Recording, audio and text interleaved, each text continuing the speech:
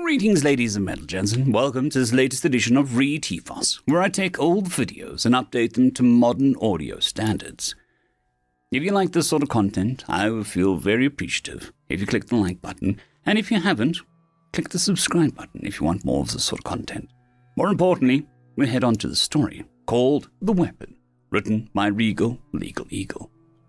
Weapons! The gruff voice coming from the other side of the security guards muttered when I stepped in. I just snorted and pulled my handguns from their holsters, followed by my 2 knives and my punching dagger. I set them into the container on the counter, and when it closed, I took the little ticket that was printed out. I turned then to head into the club, pocketing the weapons claim check. Really, I loved how stupid and lazy Xenos were when it came to security. Scanners at the doors and a weapon holding station. That's it. No bouncers at the door, no one checking ID. They didn't care. Once someone was disarmed, that was the end of it, as far as they were concerned. The authority had made them all lazy. They were used to peace. They were used to cops. They knew how things worked, and new species would fall in line like every other species before. It wasn't like they were wussies, of course. As I scanned the bar, I could find at least one species that was better than me in every weapon I knew how to use. Any Gallagher would take my head off from a kilometer away, easy with one of their rifles. Those birds had damn good eyes. No one was faster than an insectoid twitcher either. They could draw and fire their revolvers in the blink of an eye. Then there were the reptilian Nipronols. They started training with a sword before they knew how to spell. Each of these species had spent decades of their life dedicating themselves to their weapons. That's why they thought humans must not be very good. We bounced from weapon to weapon as it suited us. They figured we were undisciplined, quick to get bored. They thought this made us weak. They were wrong. I approached the 2 hulking Qualthar in the back of the bar. They were as close to as it comes to bouncers here, but without their battle axes, I wasn't really impressed. It didn't matter that they had 100 pounds on me and big meaty fists. They didn't know how to use them. Hey, I need a word with your boss. Jarrell sent me. The 2 Qualthar looked over at me then, their jowls wobbling as they chuckled. That's nice. Feck off, Tiny. Hey, I'm giving you a chance here to get your boss without any trouble. You should take it. Once more they laughed, spit flying as they did. Disrespectful. And I said feck off. As the one Quasar shoved me back, I shrugged. Okay. I had been expecting this, honestly. No one wanted to work with us. They figured that we were too young and inexperienced to help with Syndicate or Cartel, or whatever organization they came from. I walked over to the bar then, signaling the barbot. The machine hanging from the ceiling moved down towards me then, its other appendages filling drinks or cleaning glasses. Got anything from Earth? The mechanical tendril rose up and then curled around a bottle of scotch.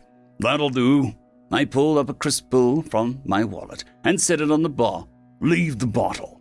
The barbot drew away to attend to other customers. I poured myself a healthy dose of amber liquid and knocked it back as I let out a hiss. It burned oh so nice all the way down. Really. I hated wasting good alcohol of any kind, but it couldn't be helped. Leaving the bottle at the counter, I then walked across the bar to the jukebox. He was currently letting out some sort of Quasar warble ballad crap, but it was just on random. So I put in a few coins and browsed their selection of human music, which was pretty limited. But then I found one to my liking, and nodded. That would do just fine. I hit play and then walked back to the bar, grabbing the bottle as I passed. When I approached the Quasar at the back, I called out, Hey, now you get to see what happens when I don't play nice. Which got his attention just before I smashed the bottle over his face. As he cried out and fell back, I lunged forward, jamming the now broken bottleneck into the throat of the other. He gargled and cried out as blue blood began to gush forth from the wound.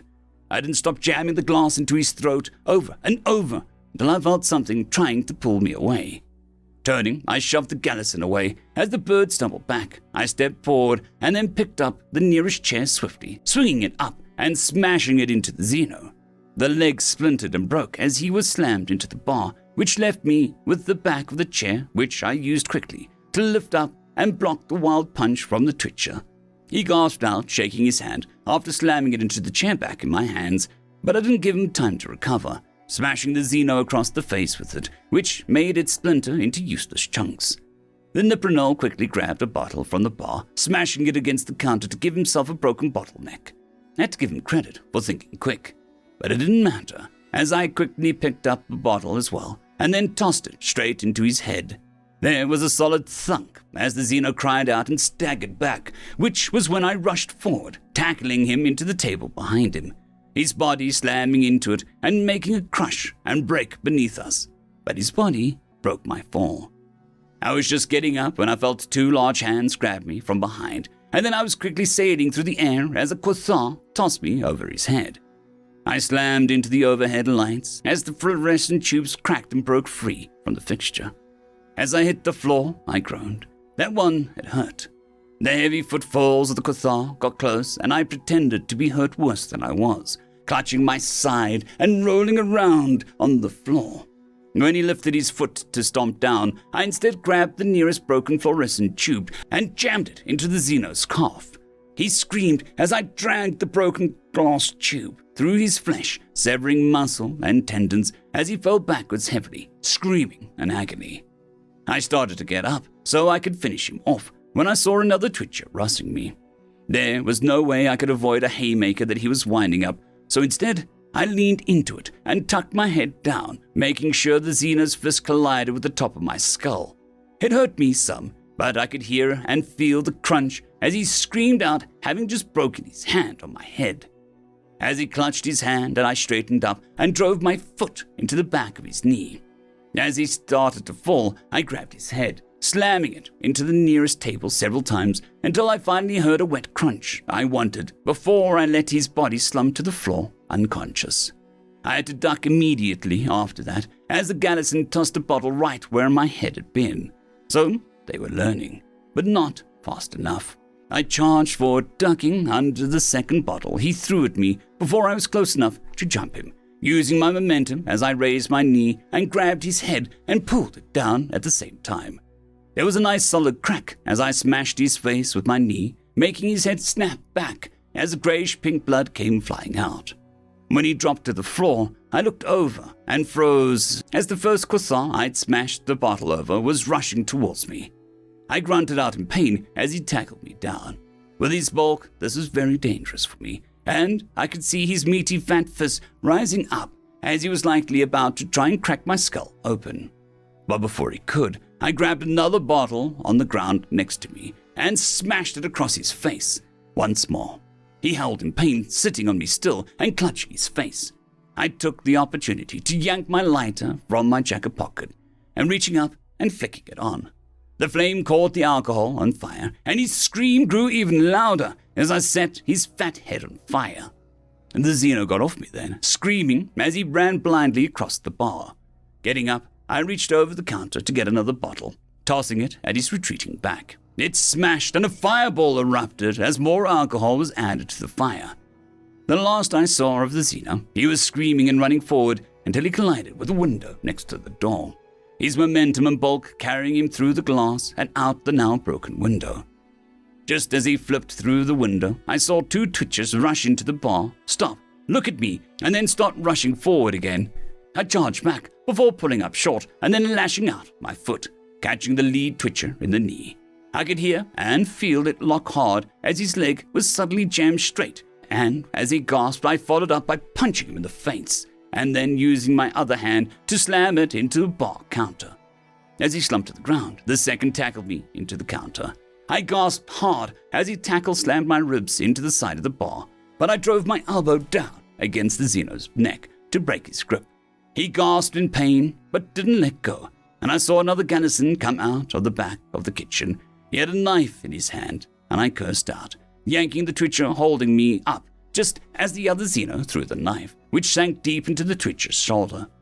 The Xeno screamed and let go of me, trying to get the knife out of his back, but his hands couldn't get it. So I helped him out, yanking the blade free and throwing it back at the Gallagher, who screamed when the blade pinned his wing to the wall of the bar. Slamming the Twitcher's head into the bar to knock him out like the others, I rushed the Gallagher and pinned to the wall. He was reaching for the knife, but I got to him first, driving my shoulder into his stomach to drive the air out of his lungs, before repeatedly slamming his head against the wall until he went limp, sliding down to the floor, wing painfully stretched out and held in place by the knife. When I saw the nipronel, I could barely stagger back, as the cleaver he was wielding sliced through the air right in front of me. I could feel the sharp twinge in the back of my cheek as the blade sliced it open. But thankfully, he forgot that he had a cleaver and not a sword, and he jammed it forward into my chest, which just made the flat front of the cleaver drive into my sternum. It hurt, but it didn't cut me open. Rather than let him realize his mistake and try to chop me to pieces, I grabbed his hand, slamming it into the wall to make him drop the blade. After 4 hard slams, the Xeno finally dropped it with a gasp, opening me up to yank him forward by his arm and drive my knee into his stomach. As he gasped out, I brought both my hands together, down on the back of his head, to knock him to the floor and swiftly stomp at his skull hard enough to hear a crack as his jaw snapped shut, likely having broken some teeth.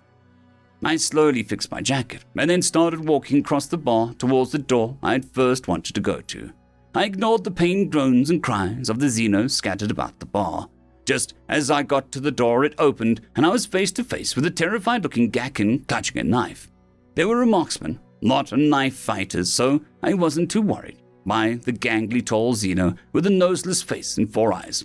Back, I stay back, stay back. He waved in my face, and I backed up then. I waited for him to take his eyes off me and then lashed out, grabbing his wrist with a knife and twisting, rolling him over my shoulder and slamming him into the ground. Once he hit the ground with a thud, I was on him, pinning his hands to the ground as my knees dug into his ribs. I have a message from Gerald. You don't own the docks anymore. We do. You're insane. You'll start a war. You humans are crazy, he was saying, and then glanced around the bar. How did you do this? We took your weapons. That made me laugh. You put too much faith in taking away our weapons. You've all forgotten that a gun, a sword, a club, they're tools, that's it. Nothing but tools. Sure, they make the job easier. But as humans, I am the weapon. I brought my head down, smashing the top of my head into his face, knocking him out. I got up and then slowly stretched, feeling some joints and bones crack and pop a bit. The barbot just watched as I headed for the door. Sorry for the mess, but don't you fret, there'll be a change in management soon. They'll get this place cleaned up and sorted out. Once I was out front, I could see the smoldering and steaming Quathar on the ground under the window. He was whimpering as he clutched his face still, and I smirked, sliding my weapon claim ticket through the window. Nothing happened at first, so I knocked on the security glass. Hey, do you really think that this stuff will protect you from me? There was a pause, and then the container opened, and I began to take my weapons out. I might be the weapon, but that didn't mean I wanted to leave behind my tools. Someday, the Xenos might learn. But until then, my job is going to be all sorts of fun. End of story.